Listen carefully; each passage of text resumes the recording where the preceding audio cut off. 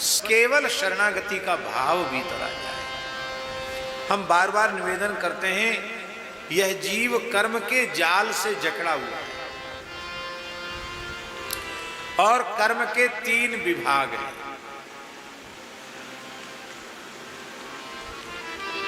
संचित, क्रियमाण और प्रारब्ध, ये 3 विभाग हैं कर्म के।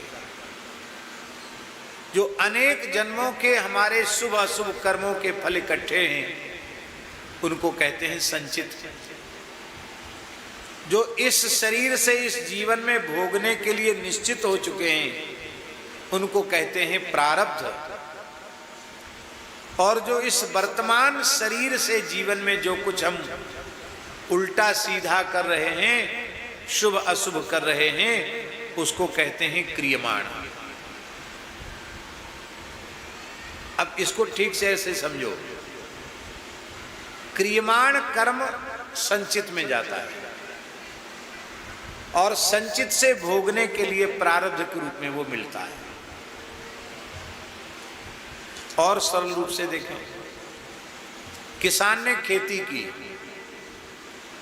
फसल कट गई, तो खेती वर्तमान है कि नहीं? खेती क्रियमाण है कि नहीं?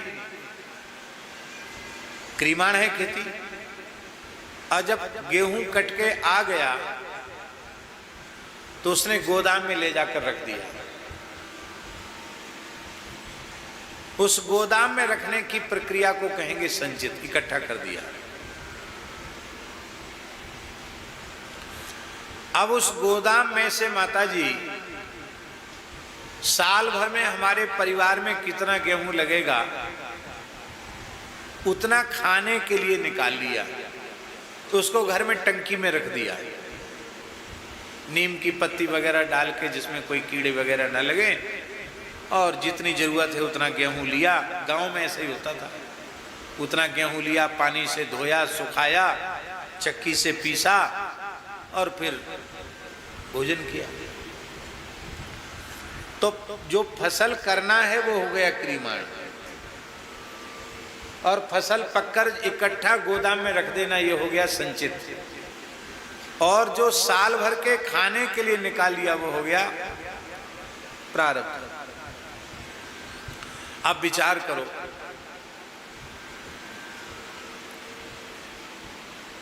दुनियादारी का जो संचित है वो तो सदा नहीं रहता, लेकिन कर्म के बीज का नाश नहीं होता, इसमें घुन नहीं लगता, ये कभी समाप्त होता नहीं, भोगे बिना समाप्त नहीं होता। क्योंकि सिद्धांत है जो करता है सो भोगता है, जो करेगा सो भरेगा, तू क्यों हुए उदास। श्री कबीरदास जी का एक वचन है, कबीरा तेरी झोपड़ी गलकटियन के पास। क्या करें, ऐसे लोगों के बीच में रहना पड़ता है, पर जो करेगा सो भरेगा, तू क्यों होए उदास। जो करता है सो भोगता, उसको भोगना पड़ेगा। कोई हो, भोगना सबको पड़ता है, सबको भोगना पड़ता है, भोगे बिना कोई नहीं रहता।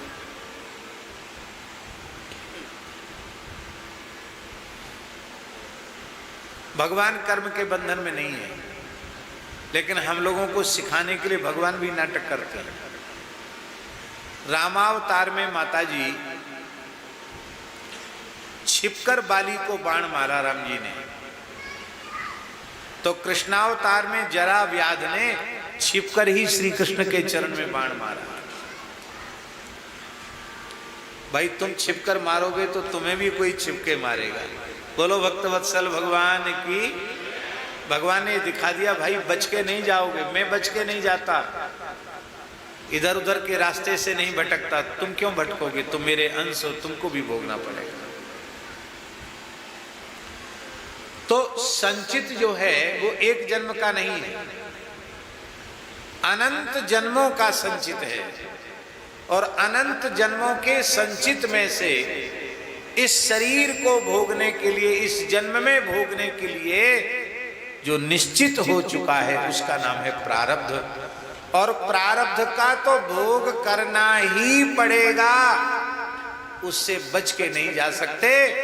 नाभुक्तम क्षीयते कर्म कल्प कोटि शतैरपि, करोड़ों कल्प बीत जाए तो भी प्रारब्ध का तो भोग से ही नाश होगा। इसलिए माताजी जो उत्तम कोटि के ज्ञानी भक्त होते हैं भगवान के, वो भगवान से प्रारब्ध के दुख को दूर करने की भी प्रार्थना नहीं करते। वो कहते प्रभु हमारे शरीर का कोई प्रारब्ध है, आप जरूर उसको भुगवाओ, बस प्रार्थना इतनी सी है, हम चाहे जितना कष्ट सहते रहें, पर हे मेरे प्यारे हम आपको न भूलें, आप हमें कभी न भूलें और हम आपको कभी न भूलें। उस कष्ट में भी हम आपकी याद करते रहें। आपकी याद करेंगे तो कष्ट कष्ट नहीं रह जाएगा, वो भी आनंद देने वाला हो जाएगा।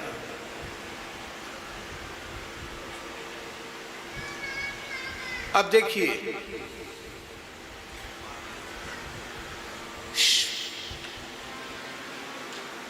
शरणागति से कर्म के जाल का नाश कैसे होता है, बहुत ध्यान देकर सुने। जब जीव भगवान की शरण हो जाता है तो उसके अनंत जन्मों के संचित तत्काल भस्म हो जाते हैं। सन्मुख होए जीव मोहि जबहि, जन्म कोटि अघनासहि तभी, करोड़ों जन्मों के बाद।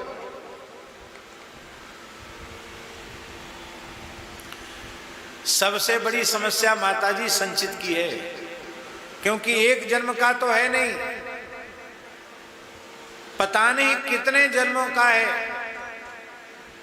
अरबों खरबों जन्म हो गए, असंख्यों जन्म व्यतीत हो गए हैं। उन सब का कुछ न कुछ बुरा भला हमारे ही द्वारा इकट्ठा किया हुआ है। वो खेती हमारी है, इकट्ठी है। यदि संचित को व्यक्ति भोगना चाहे ना, तो करोड़ों करोड़ों जन्म लेकर भी भोग ही नहीं सकता, क्योंकि इतना है वो।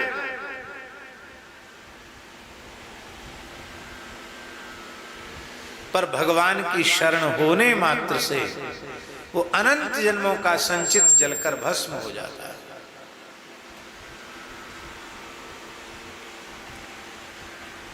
अब कितना बड़ा खाता खत्म हो गया, संचित का खाता खत्म हो गया।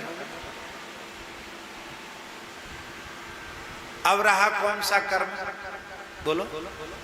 क्रियमाण। क्रियमाण जो इस वर्तमान शरीर से वर्तमान जीवन में हम लोग कर रहे हैं, वो क्रियमाण हुआ। तो शरणागत भक्त का क्रियमाण पवित्र हो जाता है, क्योंकि जब तक शरण में नहीं गया था तब तक तो जो मन में आया सो किया। अच्छा किया, बुरा किया, अच्छा संग मिला, अच्छा काम किया, बुरा संग मिला, बुरा काम किया। किंतु अब शरणागत भक्त बुरे लोगों का संग तो करेगा नहीं, वो संतों का संग करेगा, महापुरुषों का संग करेगा, गुरुओं का संग करेगा, सज्जनों का संग करेगा और भगवान की ओर बढ़ेगा। तो अशुभ कर्म तो अब उससे बनेंगे नहीं। शरणागत भक्त भला निषिद्ध कर्म कैसे करेगा धनंजय? क्योंकि आनुकूल्य संकल्प प्रातिकूल्य वर्जनम। शरणागत में 6 लक्षण आ जाते हैं। अनुकूल कर्म करने की निष्ठा उसमें आ जाती है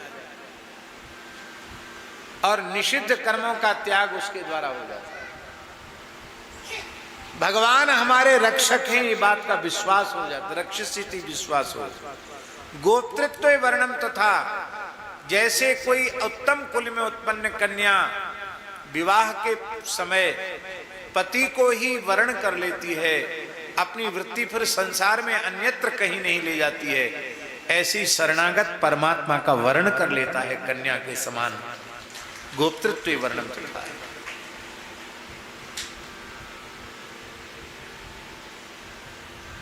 आत्मनिक्षेप 5वां अंग है शरणागति का, आत्मनिक्षेप। फिर अपना कुछ बचाकर नहीं रखता। हे नाथ, ये तन मन प्राण सर्वस्व आपका है, आपकी वस्तु है, आप इसके स्वतंत्र उपभोक्ता हैं, आप जैसे चाहें अपनी वस्तु का उपयोग कर लें। यह है आत्मनिक्षेप। और छठा अंग शरणागत में आता है कार्पण्यम। शरणागति का माताजी अंतिम अंग है कार्पण्य। कार्पण्य माने होता है दीनता। ज्यों ज्यों शरणागति का भाव दृढ़ होता चला जाएगा, त्यों त्यों आपके जीवन में अहम शून्यता आती चली जाएगी, दीनता आती चली जाएगी। बहुत ध्यान से सुनो इस बात को। चाहे भूखे रहो, चाहे प्यासे रहो, चाहे खुले आकाश के नीचे रहो, चाहे नीचे सिर ऊपर पैर करके रहो, सच्ची बात यह है, जीवन में जितनी अधिक दीनता आई उतनी अधिक हम भगवान के निकट पहुंचे, और जितना अधिक अहंकार आया उतना अधिक भगवान से दूर हुए। अहंकार नहीं। अहंकारी व्यक्ति की पहचान क्या है? जो जितना ज्यादा अहंकारी होता है वह उतना ही अधिक असहिष्णु होता है। असहिष्णु जानते हैं? नहीं। सहिष्णु माने सहन करने वाला, असहिष्णु माने सहन न करने वाला।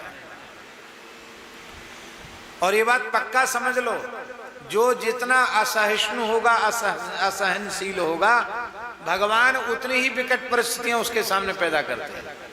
आप माता पिता की डांट से अपमानित अनुभव करोगे, संतों की, गुरुजनों की डांट से अपमानित करोगे, तो कभी एक दो कौड़ी का भी जो आदमी नहीं है वो तुमको सरेआम गाली देगा, थप्पड़ जमाएगा, कुछ नहीं कर पाओगे।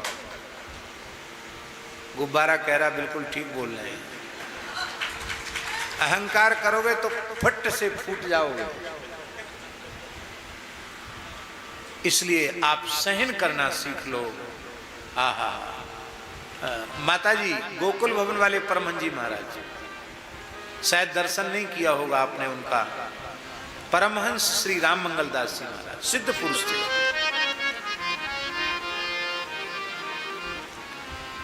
अंग्रेज लोगों ने उनको साधुओं का गवर्नर कहा था। आप साधुओं के गवर्नर हैं। अंग्रेज गवर्नर ने कहा था कि हम तो इंडिया के गवर्नर हैं, पर तुम तो साधुओं के गवर्नर हो। सिद्ध पुरुष थे, अद्भुत महापुरुष थे। किसी साधक ने पूछा, लिखने योग्य वाक्य है, किसी साधक ने पूछा कि भगवान की प्राप्ति कैसे हो, तो उन्होंने कहा कोई 1000 गाली दे और 100 जूते मारे तो भी उफ ना करो, एकदम घूर बन जाओ, इसी जन्म में भगवान मिल जाएंगे।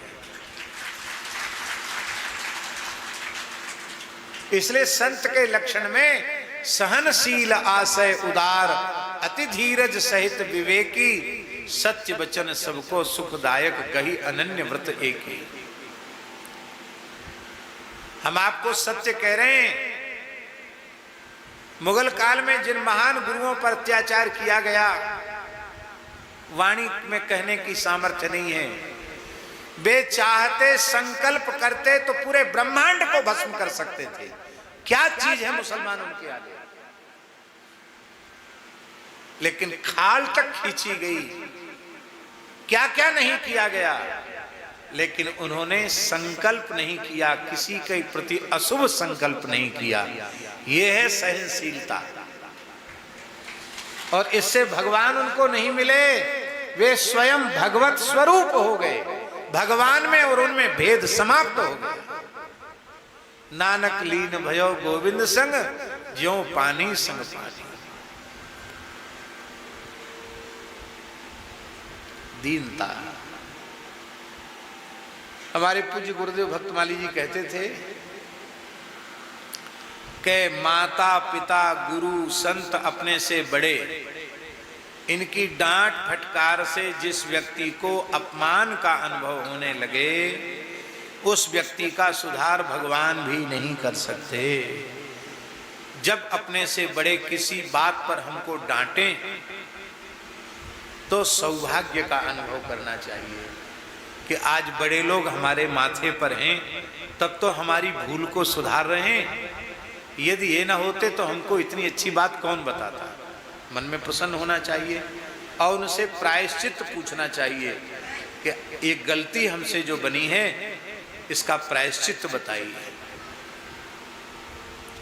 आप विचार करो, आपका पुत्र इस प्रकार का व्यवहार आपसे करे तो आपका मन कितना राजी होगा। ये अपने से बड़ों का मन प्रसन्न होना, यही छोटों की उन्नति का कारण बनता है, उन्हीं का अभ्युदय का कारण बनता है। अब एक बात और आगे की कहने जा रहे हैं, उसको और ध्यान से सुनो। कोई अपराध हमारा नहीं है, किंचित भी, कोई दूर दूर तक लेना देना नहीं, हमारी गलती नहीं है। और बिना गलती के हमारे पिताजी, हमारी माताजी, हमारे गुरुजी, हमारे पूज्य संत, बड़े भाई, जो भी अपने से बड़े लोग हैं, वो बिना किसी गलती के हमारी गलती सिद्ध कर रहे हैं, हमको डांट फटकार रहे हैं, तब हमें क्या करना चाहिए? इनकलाब जिंदाबाद, कि हम पूरी तरह आपसे लड़ने के लिए तैयार हैं? नहीं, उस समय भी मन में ये सोचना चाहिए, भले ही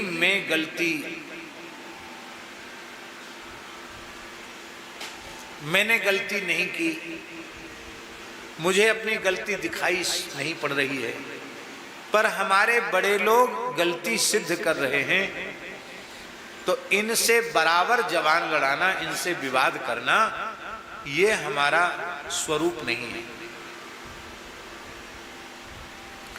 बिना गलती के भी गलती मान लें, गलती बिल्कुल नहीं है पर गलती मान लें, हाँ हमने गलती की, आप कह रहे हैं तो आप झूठ थोड़ी बोलेंगे, बिल्कुल की गलती, पर हम आपके चरण छोड़ के नहीं जा सकते।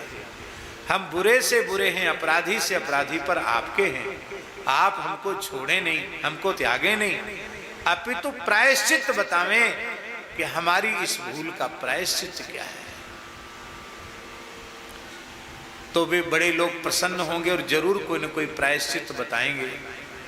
और प्रायश्चित आपने कर लिया, और कभी न कभी तो सच्ची बात सामने आएगी, झूठी बात तो छिपेगी नहीं। और जब सच्ची बात सामने आएगी कि देखो ये मेरा पुत्र अथवा शिष्य ये कितना विनम्र है कि बिना भूल के तो इसने भूल स्वीकार की और बिना अपराध के प्रायश्चित किया, तो ये जानकर उसका हृदय जब द्रवित होगा, प्रसन्न होगा, तो आप कई जन्म लेकर साधन करेंगे, जो काम आपका नहीं बनेगा वह केवल अपने पूज्य जनों की प्रसन्नता से बनेगा।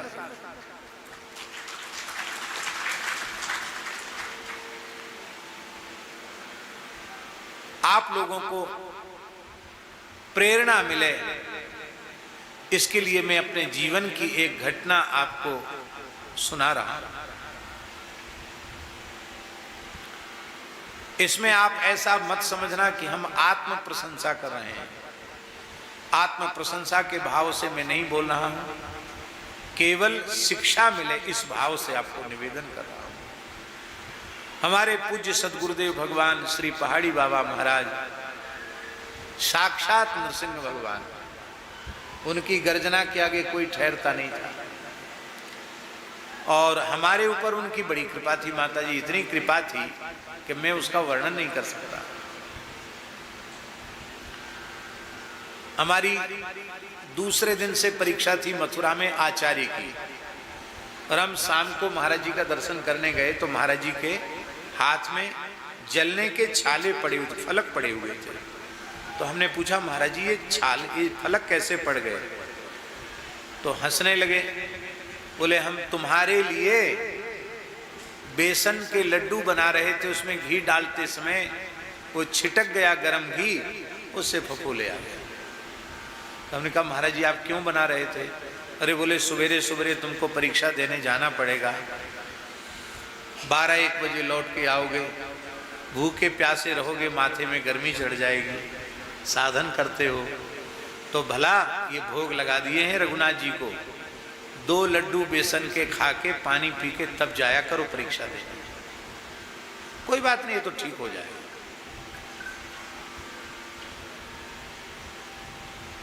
क्या आवश्यकता थी उनकी? रसोईया को कह देते बनाने के लिए, किसी को कह देते, अपने हाथ से बनाया। मां से ज्यादा प्यार हमको संतों का मिला है। मां का प्यार तो मां का होता है, लेकिन अनुभव में आया माता से अधिक प्यार दुलार संत करते हैं। माता पिता के प्यार दुलार में किंचित स्वार्थ होता है, पर संतों के प्यार में स्वार्थ नहीं होता। तो इतने प्रसन्न थे वो हमारे ऊपर, और हम उनके पास आते जाते थे पर रहते नहीं थे। उस समय रहते सुदामा कुटी में महाराज जी के पास, रोज आते थे दर्शन करने। और उन्होंने कुछ साधन बताया था, वो करने भी सवेरे खाक चौक में ही आते थे 2 घंटे के लिए, रहते महाराज जी के पास थे। तो महाराज जी बोले, पहाड़ी बाबा महाराज, ध्यान से सुने। पहाड़ी बाबा महाराज बोले कि कल रामनवमी है, राम जी का अभिषेक करने आ जाना। हमने कहा जो आ गया। कितने बजे? बोले वही 11 बजे का टाइम है।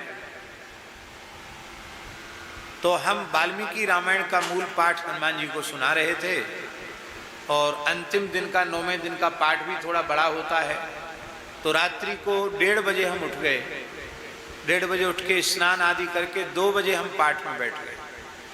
पाठ किया, संध्योपासन किया, एक संत की लाल जी की प्रतिष्ठा थी, वो प्रतिष्ठा भी की, और ठीक 11:15 बजे हम खाकचौक पहुंच गए। कितने बजे? 11 बजने में 15 मिनट शेष था, पहुंच गए। और बुलाया कितने बजे था गुरुजी ने? 11 बजे। और हम पहुंचे कितने बजे? 11:15 बजे। और पूरा स्थान संतों से भक्तों से भरा हुआ था। और हमने जाकर जैसी दंडवत किया, सोई उन्होंने नृसिंह वाली दृष्टि से देखा और बोले, क्यों आयो? निकल जाओ यहां से। विश्वासघात महापाप, विश्वासघात महापाप, गुरुद्रोही, गुरुद्रोही। ओ महाराज चिल्लाने लगे, बहुत देर तक फटकारते रहे। 2 अक्षर क्या पढ़ गए, इतने बड़े पंडित बन गए कि फूल गए। 10-20 विद्यार्थियों ने गुरुजी गुरुजी कहना शुरू कर दिया, बस बन गए गुरुजी सबके। अरे तुम्हारे जैसे लाखों पंडित मारे मारे डोल रहे, चप्पल चटकाते हुए, 2 पैसे में कोई पूछने वाला नहीं है। पढ़े लिखे मूर्ख होते हैं, समय का ज्ञान नहीं है। कितने बजे आ रहे हो? एक बार तो मेरा मन आया कि महाराज जी से कहें, महाराज जी ठीक 11:15 बजे हम आए, डांटते डांटते 5-7 मिनट हो गया है, अभी भी 5-7 मिनट बाकी है 11 बजने में, आप क्यों डांट रहे हैं? ये मेरे मन में आया। पर मन में आने के बाद हमने सोचा कि नहीं, भगवान हैं, गुरुजी हैं, डांट रहे हैं तो हमको उनको उत्तर नहीं देना चाहिए, हमें सुनना चाहिए। और उन्होंने इतनी लीला की, कृपा की, 15 मिनट तक कुछ न कुछ बोलते ही रहे।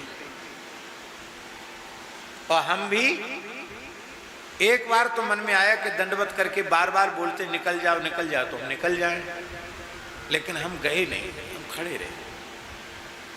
और महाराज जी के सामने कोई बोलने वाला तो था ही नहीं, कोई माई का लाल ऐसा पैदा नहीं था जो उनके सामने बोले।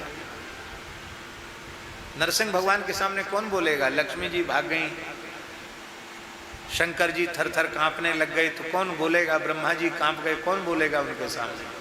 बोलने की किसी की हिम्मत नहीं थी उनके सामने। और जिन लोगों के बीच में हमारा सर्वाधिक सम्मान वो करते थे, उन सब के बीच में मुझे फटकार रहे हैं बिना गलती के।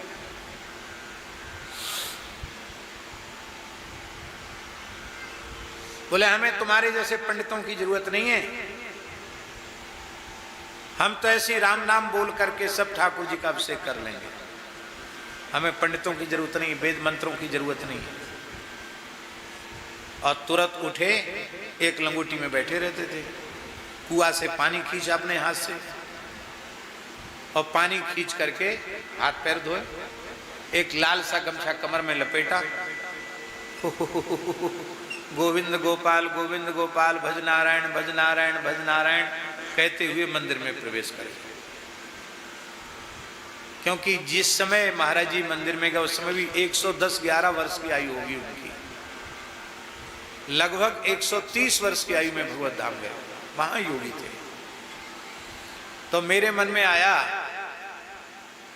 कि महाराज जी अकेले वृद्ध शरीर है, भीतर अभिषेक के लिए गए हैं, तो चलो डांट तो लिए ही है, बाहर खड़े खड़े थोड़ा मंत्र बोल देते, मना करेंगे तो नहीं बोलेंगे।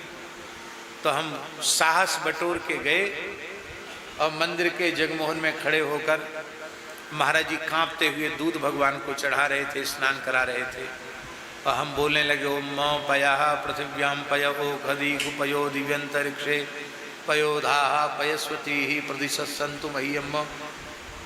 आवाज में जोर नहीं था, धीरे धीरे बोल रहे थे डर के मारे। तो उन्होंने पर्दे से देखा, एक खड़ा है बोल रहा है मंत्र, तो मुस्कुराए तो मेरी आत्मा में बड़ी शांति मिली कि अरे महाराज जी प्रसन्न हो गए, नाराज नहीं है। मुस्कुरा के बोले बाहर क्यों खड़ा है, भीतर आ जा। भीतर चले गए। फिर बोले देखो मंत्र भी उच्चारण करो और सेवा स्वयं अपने हाथ से करो। अभिषेक के बाद बोले अब तुम भगवान को शुद्ध जल से स्नान करा के, सरयू जल यमुना जल से स्नान करा के, भगवान के श्रीअंग में इतर लगा के सुंदर पोशाक धारण कराओ, श्रृंगार करो, आरती करो। भला तुम कोई आरती करनी है जो आगे। बाहर जाके बैठ गए, नीम के नीचे जाकर बैठ गए। लगभग 1 बजे आरती हुई, मध्याह्न में आरती हुई, प्रसाद बटा। सबसे पहले महाराज जी ने 1 कटोरा भर के, 1 बेला भर के पंचामृत हमको दिया, बोले भरपेट पी जाओ बहुत गर्मी है, और पंजीरी प्रसाद दिया। और भक्तों से कहा कि बहुत बड़े विद्वान हैं, पंडित हैं, अरे ऐसे वैसे नहीं है भैया, सत्कार करो, खाली प्रणाम मत करना। तो भेंट भी चढ़वाई। मैंने कहा महाराज जी क्या करेंगे, अरे बोले तुम पुस्तक खरीद लेना। एक बढ़िया रेशमी चला दिया। अब तो बंगाल की हालत बहुत खराब है। कौन सा बंगाल में नाम भूल रहा हूँ, मुर्शिदाबाद। मुर्शिदाबाद का रेशम किसी जमाने में बहुत प्रसिद्ध थे।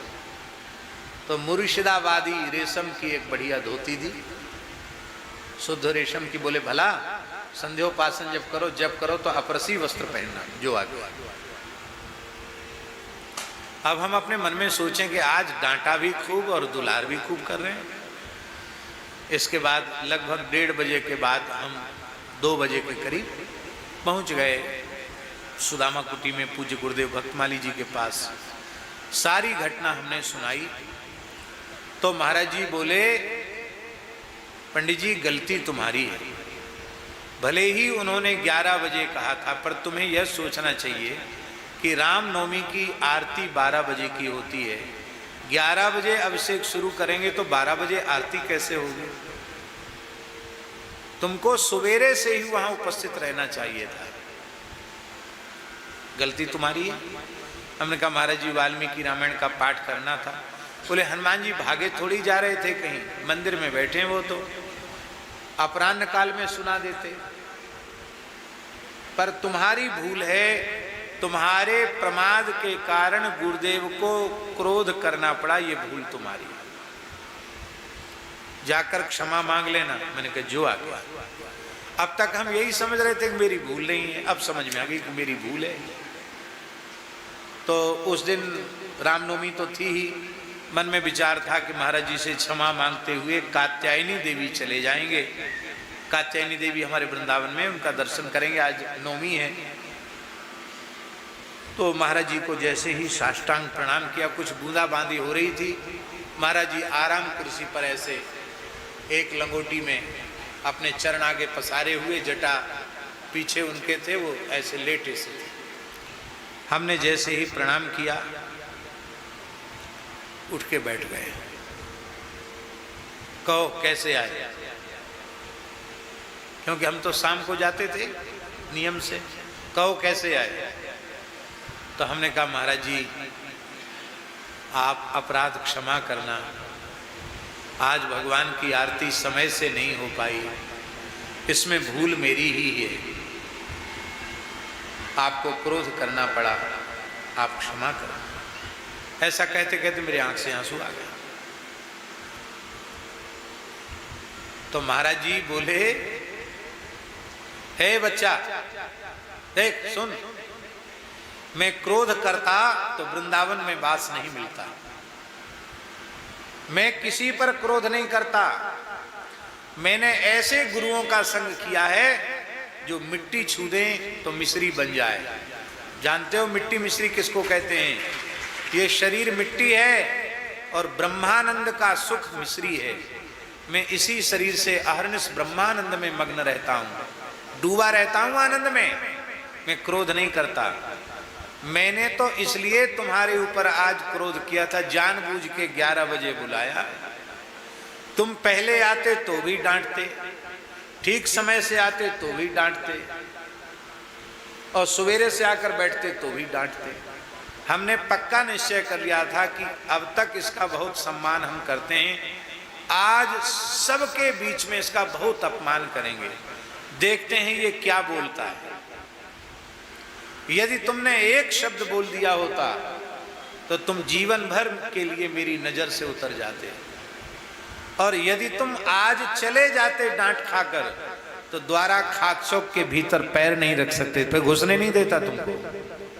पर आज तुम्हारे इस व्यवहार ने मेरे हृदय को जीत लिया है। मैं बहुत प्रसन्न हूं बच्चा तेरे ऊपर।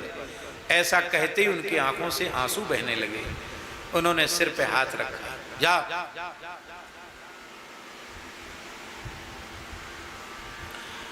इस बात का हमको जीवन के अंतिम क्षण तक विस्मरण नहीं होगा। और वस्तुतः इन गुरुओं की जो कृपा है वही जीव का कल्याण करती है। इसलिए अपने से बड़े जो कुछ कहें उसको स्वीकार करो।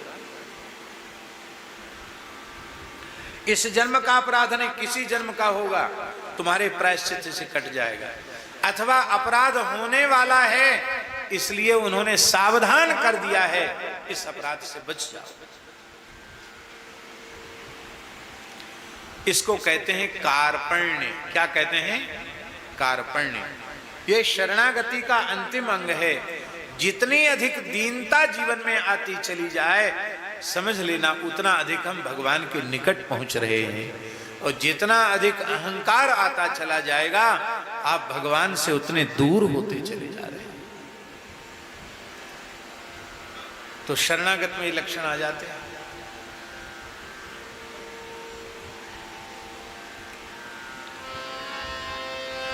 अच्छा, हनुमान जी ज्ञानिनाम अग्रगण्य में है कि नहीं? बुद्धिमताम वरिष्ठम है कि नहीं? बल बुद्धि विद्या और क्लेश और विकार सबको हरने वाले हैं कि नहीं? और वो हनुमान जी कह रहे हैं, त्रात ले जो नाम, त्रात ले जो नाम हमारा, तेरी दिन ताही मिले प्रात ले जो नाम हमारा, तेरी दिन ताही मिले असमय अधम सखा सुनु मोहू पर रघुवीर, इन्हीं कृपा भरे विलोचन नीर। हनुमान जी अधम है ना? अधम तो नहीं है, साक्षात हनुमान जी है, साक्षात भगवान महारुद्र है। अधम तो नहीं है, पर यह है शरणागत की शरणागति का अंतिम भाव कार्पण्य।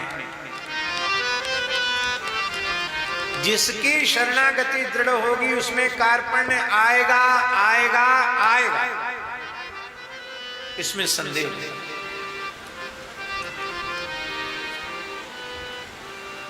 ये कंठी जो है ना तुलसी की, ये तुलसी की जो कंठी है ये किसका प्रतीक है? तुलसी की माला किसका प्रतीक है? बोलो, किसका प्रतीक है? यह है दीनता का प्रतीक। क्या है? इसका मतलब ये नहीं समझना कि तुलसी की कंठी दीनता का प्रतीक है और तुलसी का हीरा अहंकार का प्रतीक है, ये मत समझ लेना। ये माला चाहे एक दाना पहनो चाहे पूरी माला पहनो, तुलसी दैन्य का प्रतीक है। और सदगुरु श्री कबीरदास जी कह रहे हैं, बांधी जंजीर दीन ताली, बांधी जंजीर दीन ताली, अगम अगोचर खिड़की चीनी, अगम अगोचर खिड़की चीनी। ये दीनता की जंजीर जब गले में आ जाती है तो जो अगम अगोचर खिड़की है परब्रह्म परमात्मा की, उसको छीन लेता है, अर्थात भगवान की प्राप्ति कर लेता है। तो शरणागत के द्वारा प्रतिकूल कर्म तो बनते ही नहीं है। यदि पूरी शरणागति हो गई तो 6 लक्षण आ जाएंगे, तो क्रियमाण पवित्र हो जाता। क्या हो जाता है? फिर अशुभ कर्म स्वप्न में नहीं बनते, जागृत की तो बात चले क्या। और फिर जो शुभ कर्म बनते हैं उनका पुण्य फल वह अपने पास नहीं रखता। श्री सीता रामचंद्रार्पणमस्तु, श्री राधा कृष्णार्पणमस्तु, श्री लक्ष्मी नारायणार्पणमस्तु। भगवान के चरणों में उसे निवेदन कर देता है, तो क्रियमाण कर्म का भी बंधन नहीं रहता। अब बचा क्या? ध्यान में आई बात, समझ रही कि नहीं? संचित भस्म हो गया, शरण में जाने से क्रियमाण पवित्र हो गया। अब बचा क्या? केवल प्रारब्ध बचा, और उस प्रारब्ध का संबंध किससे है? प्रारब्ध का संबंध केवल शरीर से है। शरीर सदा रहने वाला है क्या? बोलो। शरीर तो सदा नहीं रहेगा, किसी का नहीं रहे तो हमारा तुम्हारा क्या रहेगा?